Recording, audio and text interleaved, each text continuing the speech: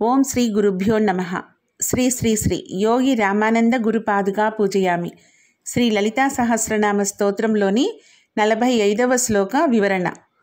నిత్యముక్త నిర్వికార నిష్ప్రపంచ నిరాశ్రయ నిత్యశుద్ధ నిత్యబుద్ధ నిరవధ్య నిరంతర. అమ్మ యొక్క అసలు స్వరూపమైన ఈ నామాలు అన్నీ కూడా స్వల్ప తేడాలతో అన్నింటికీ అర్థాలు ఒకటిగానే ఉంటాయి. జ్యోతి పరమాత్మ, జ్యోతి యొక్క వెలుగు అమ్మ, వెలుగుతో ప్రకాశించే అద్దము మనము అని బాగా అర్థమైతే ఈ నామాల అసలు స్వరూపం కొంచెమైనా తెలుసుకోగలుగుతాం. అమ్మ చైతన్యంగా ఈ జగత్తంతా నిండి ఉంటుంది, కానీ ఆమె దేనికి ఆశ్రయించి ఉండదు. 24 నామాలలోని భావాలు పూలతో గుచ్చిన మాలలాగా ఒకదానితో ఒకటి కలిసి ఉంటుంది. ముందుగా నిత్యముక్త అంటే శాశ్వతంగా ముక్తురాలు, సంసార బంధం లేనిది శ్రీదేవి అని అర్థం. ప్రాపంచిక విషయాల నుండి విముక్తి కలగడమే ఆధ్యాత్మిక సాధన యొక్క ముఖ్య లక్షణం. జగన్మాత ఎటువంటి బంధాలు మోహము లేని తల్లి. సృష్టి మొత్తం తానే సృష్టించినా అందులోని కర్మలకు ఆమె బంధించబడి ఉండదు. ఆమె భక్తికి వశం అవుతుంది. అయితే ఈ భక్తి అన్నది వ్యామోహం కిందకి రాదు. అగ్నిలో ఏదైనా మసి అవుతుంది. ఒక యజ్ఞంలో మసి ఉంటుంది, ఒక చితి పైన అగ్ని ఉంటుంది, కానీ అగ్నికి ఎటువంటి మైలు అంటదు, పక్షపాతము ఉండదు. అలాగే జగన్మాత ఎటువంటి బంధాలకు లొంగదు, భక్తికి మాత్రమే వసురాలవుతుంది. ఈ భక్తి అనేది అన్నింటినీ త్యజించి ఎటువంటి ఆశ వ్యామోహం స్వార్థం లేని నిర్మలమైన భక్తి అమ్మవారి రూపమే అవుతుంది. అటువంటి భక్తే అమ్మవారి రూపం కనుక తనకు తానే వశమవుతుంది. కానీ విషయవాంఛలకు కానీ భక్తులు ఇచ్చే కానుకలు ఆడంబరాలకు ఆమె ఎప్పుడూ చలించదు. అందుకే ఆ తల్లిని నిత్యముక్త అంటారు. ఇక నిర్వికార అంటే మార్పు లేనిది అని. జననాది వికారాలు లేనిది జన్మ. శరీరానికి 6 రకాలైన వికారాలు, వికారం అంటే మార్పు, నిర్వికార అంటే మార్పు లేనిది అని అర్థం. ఈ శరీరానికి సంబంధించి 6 రకాలైన వికారాలు జన్మ, స్థితి, వృద్ధి, విపరిణామము, క్షయము, నాశనం. వీటిని భావ వికారాలు అంటారు.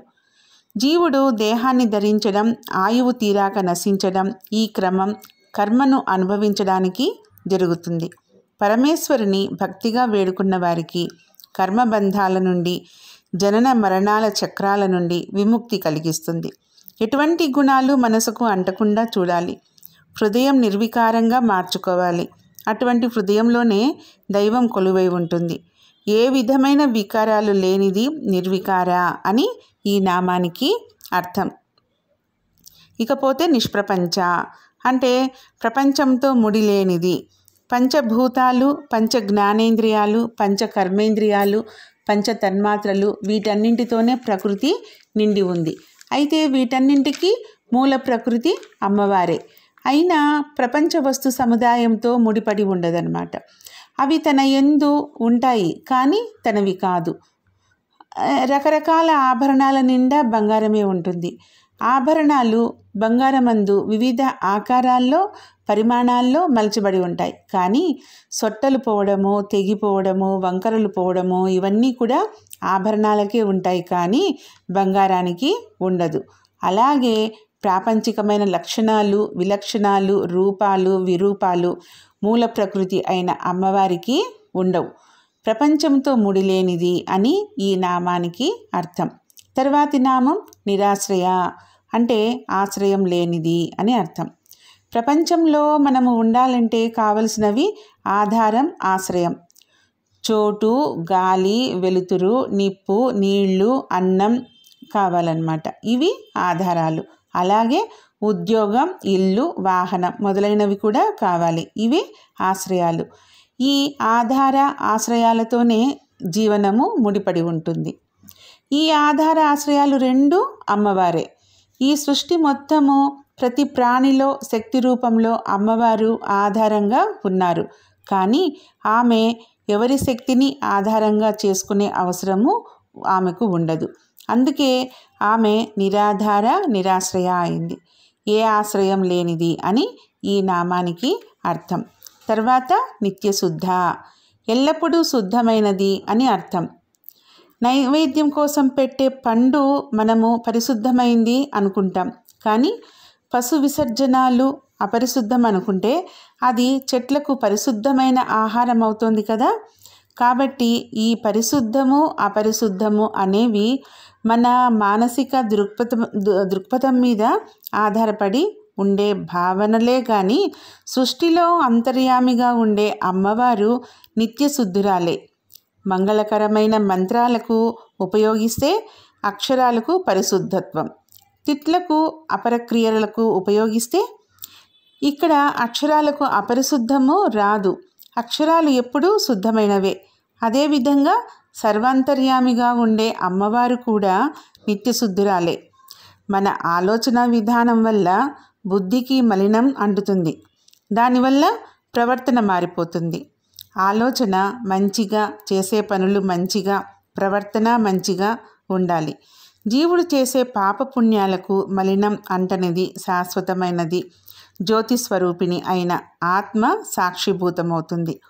ఆత్మ సాక్షిగా అంటే దేవుని సాక్షిగా అని అర్థం. ఎల్లప్పుడూ శుద్ధమైనది అమ్మ అని నిత్యశుద్ధ అనే ఈ నామానికి అర్థం. తర్వాత నిత్యబుద్ధ, బుద్ధి అంటే జ్ఞానం.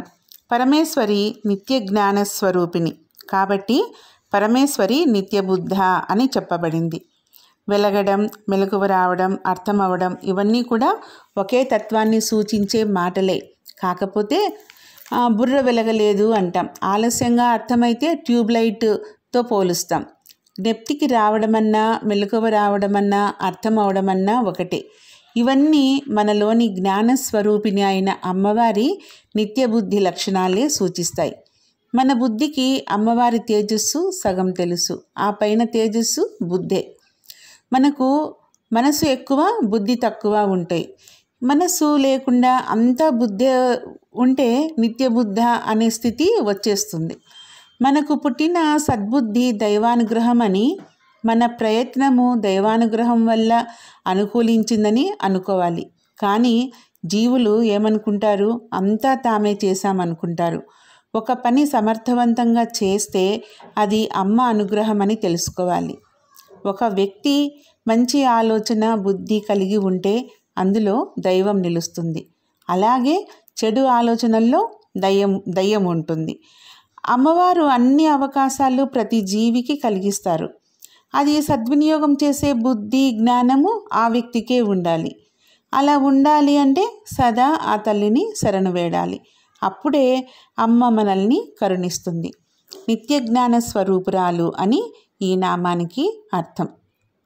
ఇకపోతే నిరవధ్య అంటే ఏ విధమైన వికారాది దోషాలు లేనివి, ఇట్టి సర్వమంగళ గుణం కలిగినది శ్రీదేవి. మాయా వికారాలు లేనిది, దోషరహితములైన తన భక్తుల పాపములను పారద్రోలి బాధలను తొలగించున్నది అమ్మవారు. అన్ని విధాల పరిపూర్ణమైన సలక్షణాలతో ఉండే సౌందర్యం. ఏ విషయంలోనూ దేన్ని పోల్చాలన్నా, ఎవరి వ్యక్తిత్వ సౌందర్యాలు చెప్పాలన్నా అమ్మవారినే అన్నింటికీ ప్రమాణంగా తీసుకోవాలి. ఆఖరికి సాముద్రిక శాస్త్రం కూడా అమ్మవారిని ప్రామాణికంగా తీసుకొని వ్రాయబడిందే. నిందింపతగినది కానీ వంక పెట్టుటకు కానీ ఏదీ లేనిది అని ఈ నామానికి అర్థం. ఇకపోతే నిరంతర అంటే ఏ మాత్రం ఖాళీ లేకుండా అంతటా వ్యాపించినది అని అర్థం. నీవు జీవాత్మ, అమ్మ పరమాత్మ, చివరకు ఇదే శాశ్వతమైంది. ఇంకా దేహంతో ముడిపడి ఉన్న ఏ బంధము శాశ్వతం కాదు. మృత్యువు సత్యం, ఆత్మ శాశ్వతం, కర్మలు రుణానుబంధం. ఇది తొలగించుకోవడానికే ఈ జనన మరణాల కాలచక్రం. ఆత్మ తనను తాను తెలుసుకోవడానికి దేహాన్ని ధరిస్తుంది, కానీ దేహంలోకి ప్రవేశించగానే తాము మాయకు వశమైపోతారు. ఆ మాయను వదిలించుకొని తాను నిరంతరమైన ఆత్మ అని గ్రహించి సాధన చేయడం పెట్టాకే నిరంతర అయిన దేవి అనుగ్రహము మనకు లభిస్తుంది. అంతటా దైవదర్శనం కలుగుతుంది. నిప్పులో సమస్తం భస్మమైనట్లుగా జ్ఞానం అనే అగ్నిలో మాయ, మోహము దహించుకుపోతుంది. అప్పుడు ఆత్మ పరమాత్మలో లీనమై నిరంతరం ప్రకాశిస్తుంది. అంతరాలు లేకుండా అంతటా అన్నింటా వ్యాపించింది అని ఈ నామానికి అర్థం. శ్రీమాత్రే నమః. శ్రీ గురుభ్యో నమః.